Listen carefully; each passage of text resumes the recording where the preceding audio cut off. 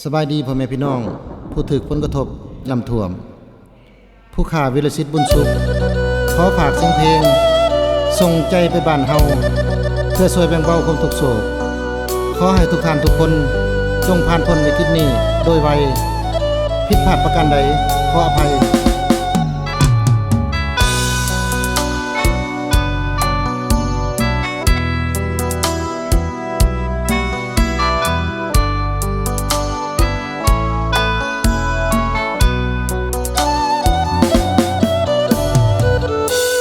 ได้ยินข่าวอีแม่โทรมาว่าน้ำท่วมบ้านละหาถิ่นผู้ไทยอยู่เมืองสองคนสวรรค์แดนใต้น้ำท่วมไปถึงเมืองจำพรภาคใต้ปากเสนาครจำปาเดือดร้อนสะท้อนอุราฟ้าดินลงโทษโกรธเครื่องอันใดหรือเกิดมาย้อนพายุใหญ่เกิดจากภัยไหมป่าบ่นอหรือแทนกันแกงหรือเกิดจากน้ำแตกบ่อปีนี้โหดหายแท้นอบ่เคยผ่านพอก็สร้างมาเห็นหรือว่าเป็นกรรมเวรของเฮาปางก่อน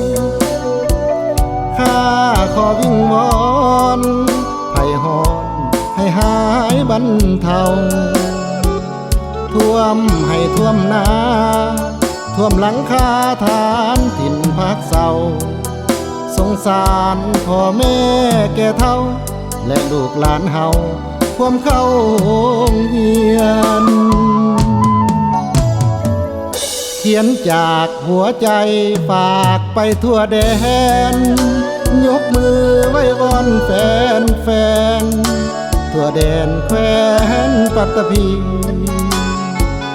สาวลาวทั่วนาจงมาห่วมสามัคคีข้ามผ่านพ้นจากภัยลีตราบสั่วชีวีบ่ลืมพระคุณ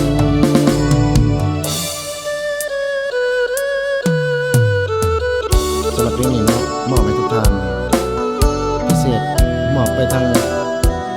พี่น้องชาวลาวนำเมืองสงขลาถิ่นผู้ไทยกับเฮาเนาะ